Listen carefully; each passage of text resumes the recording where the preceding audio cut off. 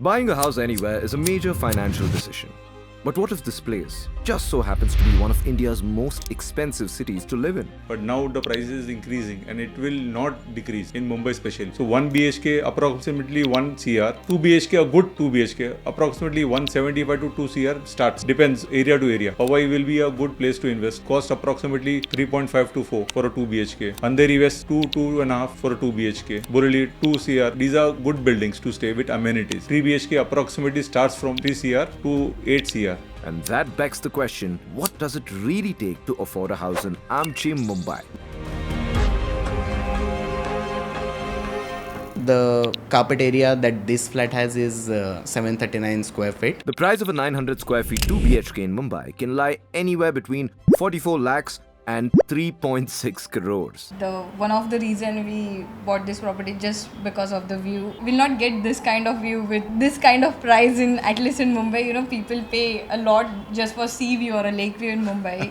The main aspect of basically finalizing a property for was that the place that we live in has to be bigger enough. Like I won't compromise on that part just to have amenities, which going by the profession that we both are in, we would rarely be using. Yeah. Any place in Mumbai which has got a better infrastructure is a good place to buy. There was no demand for central suburbs or harbour line. Means I'm talking about Panvel especially or Mulund. Now infrastructure metro has come up. The airport is coming up in Panvel. So there is a lot of demand for people where infrastructure is available now or going to happen in western suburbs. We've got the metro up and running right now. The coastal road is coming up. So naturally the demand is going to shift from South Mumbai to North Mumbai. There are multiple things you need to consider before finalizing a property. Very important: location, proximity towards your work, infrastructure, amenities and the builder. But this house wasn't always the plan for Vaibhav and Poonam. Initially, they bought a 2.5 BHK under construction property, which unfortunately they were never able to move into.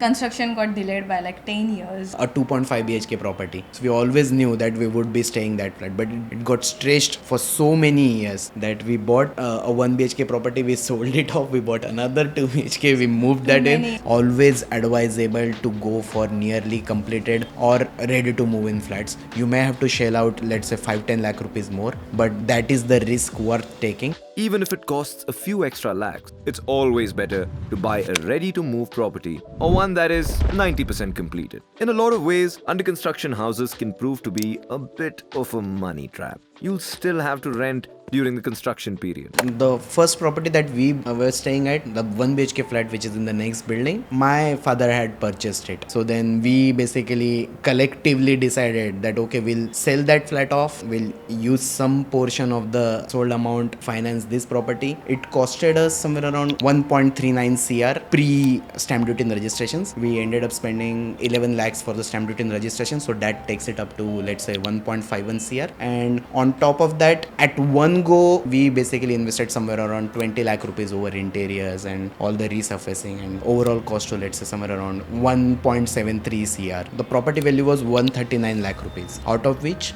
the down payment was 35 lakh rupees. Those 35 lakh rupees, we both managed somewhere around 22 lakh rupees from our own pocket, and we needed 13 more. Then we basically pulled that in from parents, friends, relatives. Over and above that, we took a 1.04 CR rupee loan. Because of the higher interest rate, we were paying somewhere around 94,000 rupees as an EMI per month. We sold off that 1 BHK flat within the lockdown days, and from that transaction, we basically plowed somewhere around 60 lakh rupees into the loan amount. So we prepaid a chunk of that loan. Why is prepaying loans a good idea? Suppose you have a loan of 50 lakhs for a period of 20 years. If you decide to prepay even one extra EMI per year, you will end up saving around 13 lakhs in interest cost and finish off the loan in just 16 years. Our current loan amount stands at somewhere around 24 lakh rupees, and we are paying a monthly EMI of somewhere around 20,000 rupees. We intend to keep it somewhere around 15 to 20 lakh rupees. We would do a repayment till that part. After that,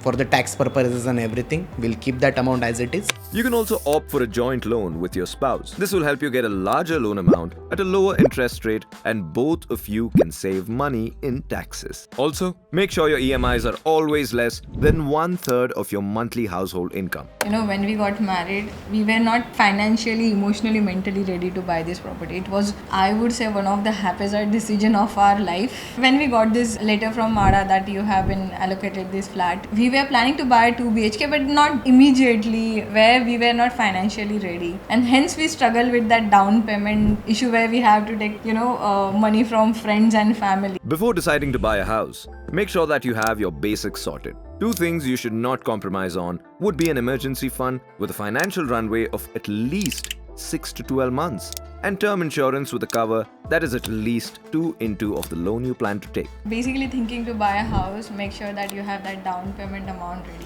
You have your stamp duty registration amount ready. The sale deed document needs to clearly list out everything that you're paying for. Even small things like parking charges, which easily get overlooked. If you're buying a resale property, make sure to get a non-encumbrance certificate, which ensures that there are no unpaid dues pending. Check out the home buying guide in the pinned comments for more details. Ideally, your interior cost should not go beyond 20% of the overall cost. Interiors is something, there is no end to it. There are so many things at so many different price points, and every time you go to a market, a higher value price item would basically catch your eye. So my kind suggestion is to have one number in your mind for the interior work that you're going to do, and basically try for it that you are not exceeding that number. In Mumbai, the two major ways to approach the buying process is either through private developers or the Maharashtra Housing and Area Development Authority. They basically publish these lotteries in the newspapers, all the available mediums. You basically have to apply them. There are certain conditions. There are groups: low income group, mid income group, high income group. So this current society that we are living at, it was meant for only high income group people and 2 BHK flats. Once the lottery opens, you can basically apply. They ask for certain token amount which you have to pay through DD. If you are a winner, they give you a chance to buy it or let go of it. The amount is basically reverted to your account. Hada properties come with just one caveat, that you can't sell off these properties within 5 years. Second thing is, if you are already owning a property in, let's say, Mumbai MMR area, you can't apply for another lottery, or you will not be eligible even if you apply. But then in this case, obviously you'll be running to MHADA offices for doing these payments, submitting all the documents. Then you'll be going to stamp duty registration office. That itself is a cumbersome process. Then you would be basically taking help of all these agents. So there are certain hidden costs as well. So let's assume that cost would be somewhere around 1-2 lakh rupees. It takes a good 2 to 3 months from you getting eligible for a flat within a lottery to you actually getting keys in your hand. And the carpet area that we are getting, it's a hustle worth going up for.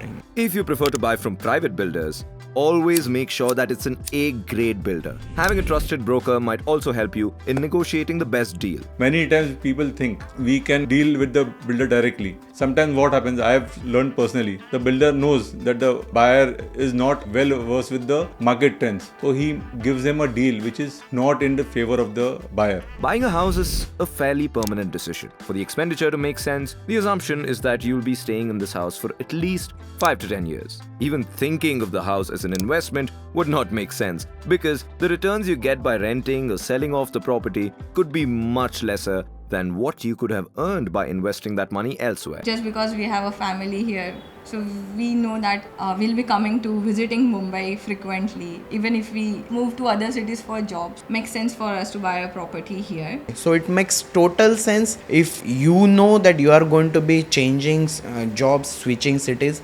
It makes total sense not to buy a property ever. Always go and put that money into a good rental place. The kind of rents that are there in my society, if you add, let's say, 10-15,000 rupees more to it, you'll get a very good flat in Hiranandani, which will have the best of the class societies, amenities and places, right? In spite of its shortcomings, the city of dreams somehow always finds its way into every Mumbaiker's heart. I basically complain a lot about the nuisance, traffic, pollution, honking, but when I've traveled length and breadth of the country as well, when I basically have taken into account those experiences, I still feel Mumbai is much better. Like if in Mumbai your job or whatever that you are doing are at a, let's say, a walking distance away, then I don't see there's any other better city in the country.